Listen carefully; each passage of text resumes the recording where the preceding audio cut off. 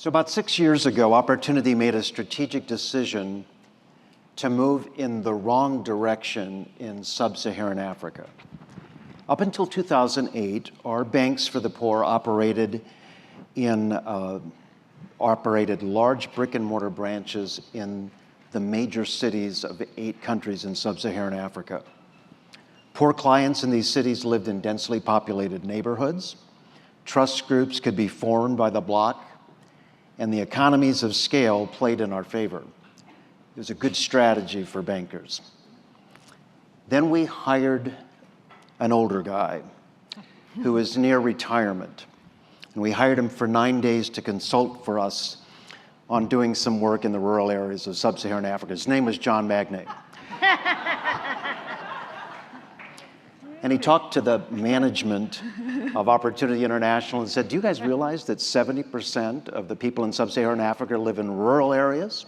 And that it would take a day off of their work to actually travel to visit one of our big, beautiful brick-and-mortar branches in the big cities of sub-Saharan Africa.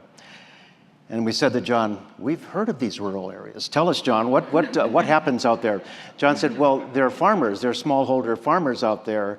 And John was a little bit of a nudge to us, and we felt somewhat of a relief because we said, well, we know that banks don't finance farmers, so we don't have to worry about those rural people out there. We knew that capital didn't have any courage, and neither did Opportunity to go out in the rural areas of sub-Saharan Africa. So anyway, John persisted.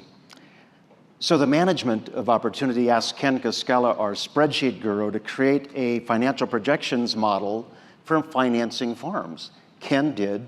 It didn't work. It wasn't going to work at all. So he said, sorry, John, just go back into retirement and we'll continue to work in the cities of sub-Saharan Africa. And then I remember something. I made the closing argument with John on this conversation about financing farmers. John, even if we were to put a single toe into the water and finance just a couple of smallholder farmers, what kind of donor in their right mind would fund us to do this? Now I'm looking over here to the MasterCard Foundation and to the Caterpillar Foundation. So that leads me to the honored position of being able to introduce 2 outstanding partners who gave us the resources and the courage to move in the wrong direction in Africa, from the city to the farm. And I'm delighted to be able to participate in a conversation with Michelle Sullivan, president of the Caterpillar Foundation, and Rita Roy, president and CEO of the MasterCard Foundation. So let me tell you a little bit about the partnership we have with the Caterpillar Foundation, a little bit about Michelle Sullivan first. For 20 years, the Caterpillar Foundation has trusted Opportunity with the resources to bring the benefits of economic development to the most impoverished regions of the world. 2 most recent commitments from the Caterpillar Foundation will help provide financial products and services to 16.7 million people through 2017. They made a $10 million commitment to help Opportunity work in sub-Saharan Africa in 9 countries. And then the second commitment made a year later, actually it was the first commitment, was a $9.2 million commitment for our work in Indonesia, India, China, and the Philippines. When combined, these Caterpillar Foundation investments total about $19.2 million, one of the largest commitments Opportunity has received since our founding in 1971.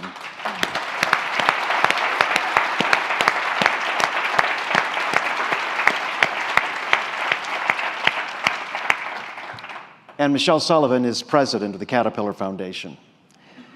She also has administrative responsibilities for social activities and services in Peoria area governmental affairs. Since joining Caterpillar as an information analyst in 1988, Michelle has held numerous positions in marketing and market introductions. She's a certified Six Sigma Black Belt and a Six Sigma Master Black Belt. She's also served as Part Authorizations Division Manager with expanded responsibilities in global product support for new product introductions. Michelle has been recognized as a 40 under 40 leader in Peoria and is a recipient of the prestigious 25 Women in Leadership Award. Recently, she was one of the 9 influential women honored for making a lasting difference in their communities and rising to the top of their professions. Michelle serves on the board of the Community Workshop and Training Center, the Greater Peoria LISC Board of Directors, and is a member of the American Red Cross Corporate Advisory Council. She holds a BA and an MBA from Bradley University. Welcome, Michelle. And now a little bit about the MasterCard Foundation.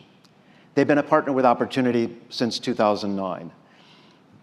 They just recently made a commitment of $22.7 million to help launch our Africa Growth and Innovations Initiative. They gave us the courage to do this. These funds will be used to provide loans, savings programs, and other critical financial products and services to help more than 7 million people lift themselves out of poverty in Ghana, Uganda, Rwanda, Malawi, and Tanzania.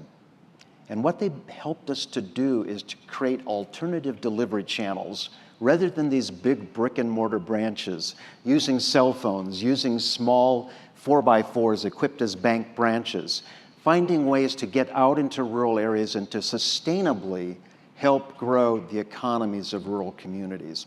They've given us the courage to do that. They banked on us, and we're making it work. So we're so grateful to the MasterCard Foundation. Now, a bit about Rita Roy. Rita is president and CEO of the MasterCard Foundation, an independent private foundation based in Toronto, Canada, with assets over $3 billion. Under her leadership, the foundation has created a number of highly effective partnerships to expand access to financial services and education for those living in poverty around the world. She is among the world's leading financial inclusion practitioners, influencers, and thinkers, and passionate about global philanthropy. Rita has been featured in the Financial Times, Forbes, the Stanford Social Innovation Review, among other media. She has also been a featured speaker at the UN General Assembly, the Clinton Global Initiative, and the World Innovation Summit for Education. Rita is a member of the Aspen Philanthropy Group, the World Economic Forum Council on Social Innovation. Rita received a Master of Arts in Law and Diplomacy from the Fletcher School of Law and Diplomacy at Tufts University, and a Bachelor of Arts from St. Andrews Presbyterian College. Good to have you here, Rita. Thank you. So let's jump into a conversation. We get to listen in. Got a lot of really good questions and anxious to see some of the responses. So let's start with you, Rita. Okay. So tell us a little bit about the MasterCard Foundation, its philosophy, its approach, what's important to the foundation. Thank you so much for having us, and thank you again to Opportunity International. But before I start, where is John Magnay? Is he here somewhere? He was here. He was here. Never miss an opportunity to travel with John Magnay. So that's all I have to say. That's all I have to say. We are a young foundation. We were founded, hence the name, at the time of MasterCard's IPO back in 2006. But when they made a gift of about $500 million, some of the wealth which came from that IPO, they also made an extraordinary gift, not in terms of money, but in terms of independence at that point in time, where they had a decision to make, and they could have made us a corporate foundation or something else, and they chose something else. And that something else was to be a private, independent foundation to afford us the freedom to pursue our vision. And our vision is a very simple one, but one which you could say, after listening to Julia, somewhat elusive to achieve. And it is a vision where we imagine a world where all people have opportunities to learn and to prosper. And so very much like you, we believe in the agency of people, that if provided the tools, the resources, the network, the information, that people can change their own lives, and in so doing, not only just the lives of their families, but also the lives of their communities. And so very much like Opportunity International's ethos, we believe in the agency of people, focusing and listening to people. Our work focuses primarily on expanding access to financial services for the very poor, particularly the rural poor, as well as access to education and learning opportunities for young people. And very, very early on, we made a decision that we would focus our attention on sub-Saharan Africa, that we would place some big bets, not work with many, many organizations, but work with a select few organizations, take a long-term view for change, and where we can, place those bets in terms of achieving scaled impact on people's lives. And it takes a lot of work in terms of tuning into data, building the right sets of partnerships, being optimistic, as Julia said, and sometimes undaunted, even in the face of great adversity and change, and a recognition of events we may not always control. So I would say our philosophy comes back down to people, values, and the importance of leadership. Good. Thank you. So why then did you decide to partner with Opportunity International? How are we helping you fulfill that goal and vision and objectives? So Dennis, one of the things which really attracted us to Opportunity, we didn't think you were crazy, by the way, when you, not totally anyway, Okay. not totally crazy. One of the biggest challenges we recognized is how do we get access to financial services to the rural poor. We know that when we talk about working in Africa, the economy is really agriculture. It is the core underpinning for people's jobs, their livelihoods, their hopes of actually making a better life. And so we were very, very attracted to some of the ideas which that crazy guy who isn't here, John Magnay, had about not only just extending access to financial services, but really taking a comprehensive look at people's lives, particular lives and the needs of farmers. It's not just about access to finance, but also access to good inputs, whether it's seed, fertilizer, herbicides. It's access to extension services, how farmers could better use and get greater productivity out of their land, out of their livestock, as well as working in groups so they would be able to negotiate better prices, and most importantly, access to markets. So when Opportunity came with an idea of a comprehensive approach to enabling farmers to really improve their yields, but also improve their outcomes, we thought this was going to be an amazing opportunity to work with you. Yeah, and that's what attracted us. It's been great. And it has been great. Yeah, good. Now, Michelle, over to you. This is the third time I've been able to interview you in the last year. So we're thinking maybe Michelle could interview me. But let's not do that. Okay, okay. So tell us about the Caterpillar Foundation. Sure. First, I have to say also, Rita, it's always a privilege to meet you, and your work is so inspiring. So thank you. Thank you. In terms of traveling with John Magnay, we had the pleasure of going down the Nile in a canoe and almost going into the Nile on a canoe. So if you get a chance, make sure you wear a life jacket. There are critters in the Nile. So, but seriously, the Caterpillar Foundation has been around since 1952. And it is a result of sales and revenue that's solely funds the Caterpillar Foundation. And our mission is to put people on the path to prosperity and end extreme poverty. And we do it in 3 areas. One is education, specifically the very young, numeracy, literacy, mentoring, leadership, and STEM. And then also basic human needs, which we view as food, water, shelter, and energy, and those that sustain those principles. And then the environment to build sustainable communities.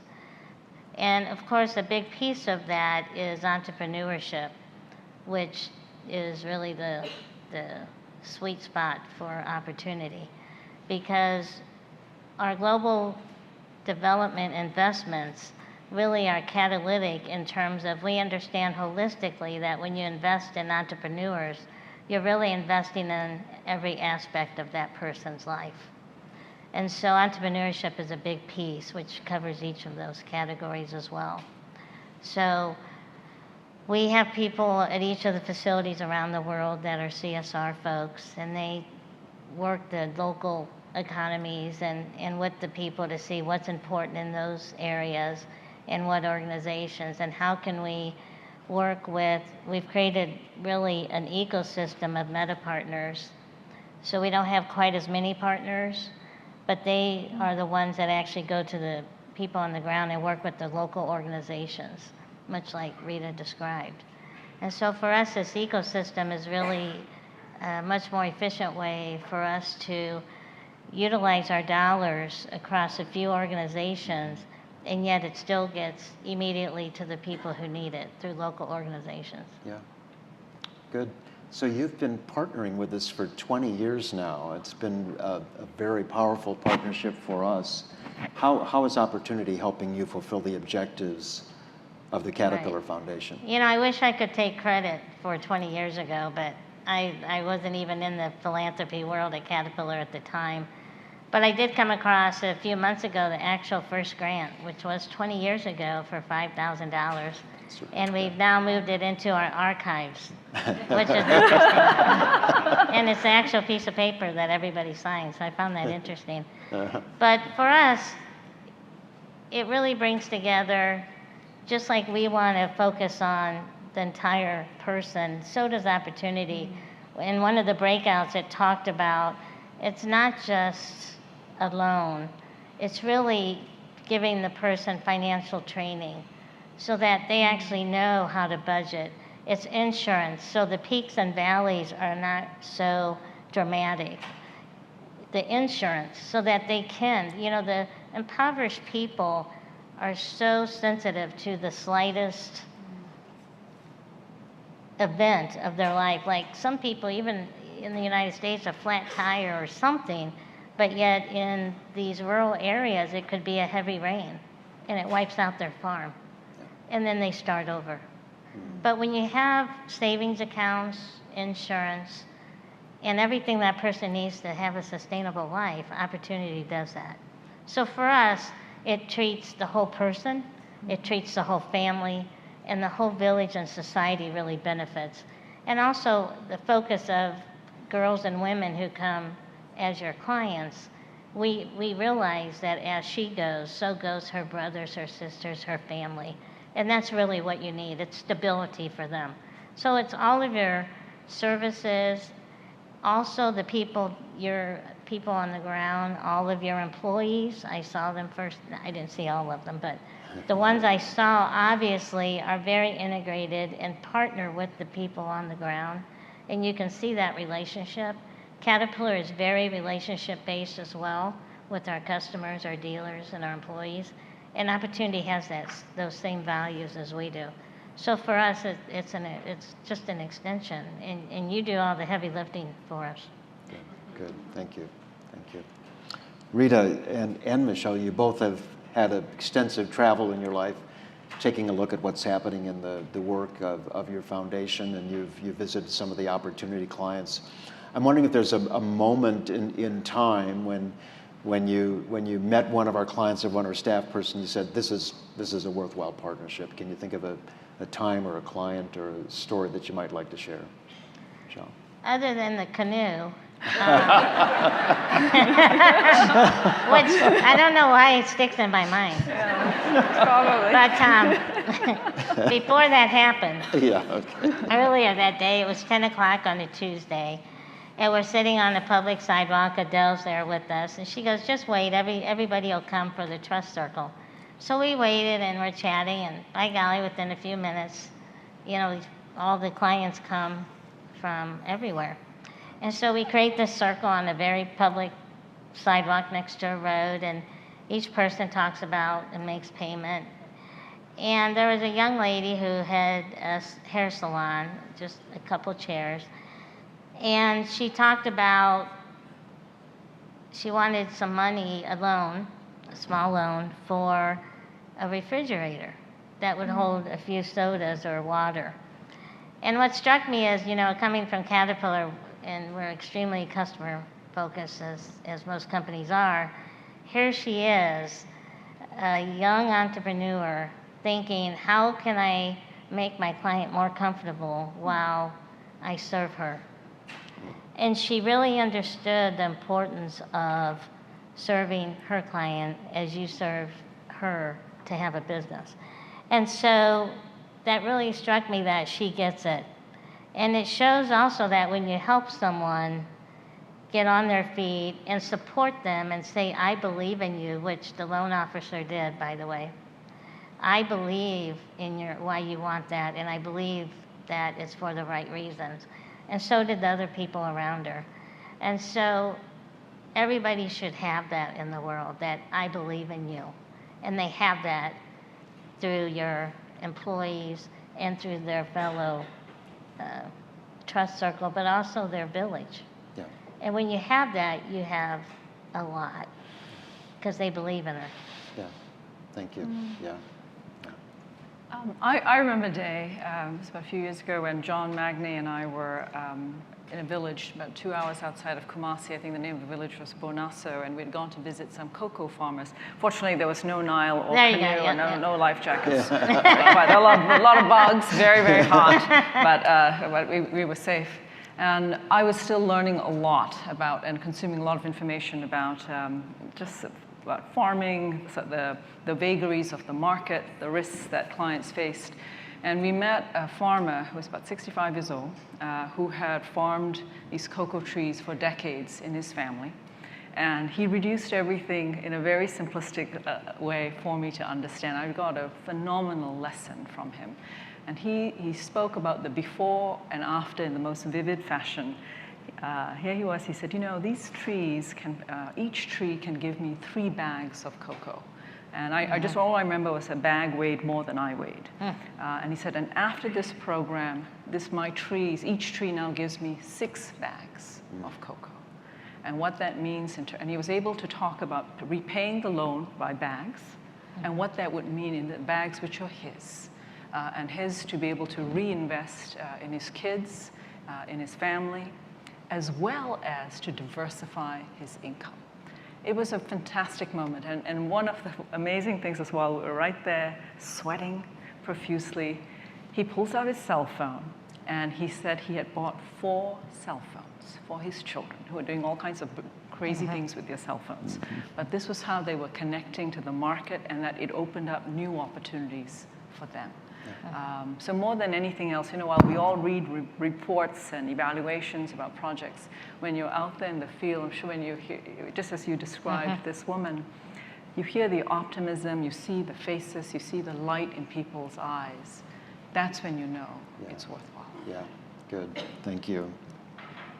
So your foundations have been innovative in terms of what you've financed, and we've tried to be innovative to push further and further out into rural areas, to reach poor families, to serve communities that are hard to reach. So how do you see innovation playing a role in what you fund in finding sustainable solutions to poverty? Sure. Well, for us, it's in many ways. Earlier at one of the social innovation breakouts, we heard about how one of the new tools is, in India specifically, to have a community water source where the community comes together and people can buy into the water, the businesses, etc. I think technology is a key for Opportunity International. I see it being more important now than more important in the future than it's ever been. I see a time where you maybe don't have the mobile banks, where it's strictly all done by cell phones or computers, if they have those, but specifically cell phones. And for us, the innovation is not even, the technology is extremely important, but the partnerships and collaboration that I've seen with other partners is key. For instance, the water credits. Your banks are already there. You're giving water credits now with some other organizations. So for us, it's also the collaboration and the partnerships that tie into the technology. And when you look at what else do the people need as they start to develop in some of these countries, where do you go into the housing, or there's different options that you can look at. And that may be a risk because you still have to stick with your core. So the world is changing so fast. I can't sit here and say what will be in 5 years myself, but I'm confident that we together will adjust and be flexible in that. And as a person that gives grants, and also Rita, we don't mind making changes as we go along. A matter of fact, I welcome that, and I think Rita does too. So as we sit here, It's about the flexibility and the partnerships and the collaboration along with the technology to really adjust to what the people need on the ground. Yeah, good. So ditto to everything that Michelle said. And I would just add that the kinds of problems and challenges we are all trying to solve have been persistent for years, for decades. And so fresh thinking, being inventive, but most importantly, being curious and being prepared to listen to clients about what is important to them, not what's important to us, but what's important to them. And to be very observant about how they're leading their lives, to really, really make an effort to understand. That's, I think, the source of where innovation and new ideas will come. Good, good, great. So I have 3 minutes left, and I'm going to give you a question that was not on the script. Oh, no. So you've got board members, staff, supporters. Around, what kind of advice would you give Opportunity as we look to the future? We know we're not perfect. We've got ways that we can improve in what we do. So what can you think of that you'd like to leave us with in terms of your best counsel and advice for our company? Go ahead. All right, okay. Give me time to think. Much more time to think. Thought he was going to ask me if I could swim, but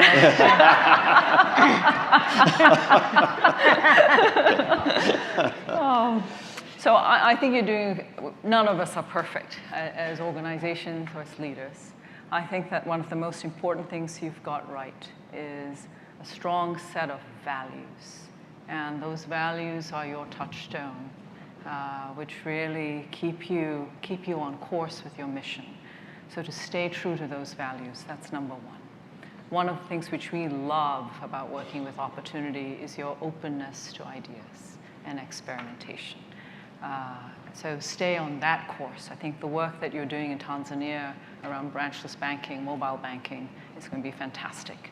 And third is be prepared. Be prepared for unexpected turns of events, as you've always had, and embrace them. And embrace them. Good. Thank you. I totally agree. You know, keep the openness and the flexibility for serving the client. Also make sure there's enough people on the ground to serve all of the people as your clientele increases. I think that's critical for the customer relationship, the client relationship, because I think that's really a niche that you have. Because the loan officers know each and every client. If you start to diverse too much and they have too many, then I think it could start to impact things a little bit. Also, I think policy with the governments is a key. I think when you look at some of the areas that you now have influence on and start to make and talk about changes that could really help and be sustainable with the folks on the ground, that whether it's around ag or whether you can have a bank in Ethiopia, where I think you could do a lot of good as you do everywhere else. I think policy, you have influence there now. And the partners would be more than happy to help you with that influence with the governments as well. Good, good. Well, thank you both for this conversation, Thank for you. sharing it with us. Thank you for being faithful and strong and challenging partners to work with. It makes us really proud to be able to have you as our partners. So thank you so much. Thank you.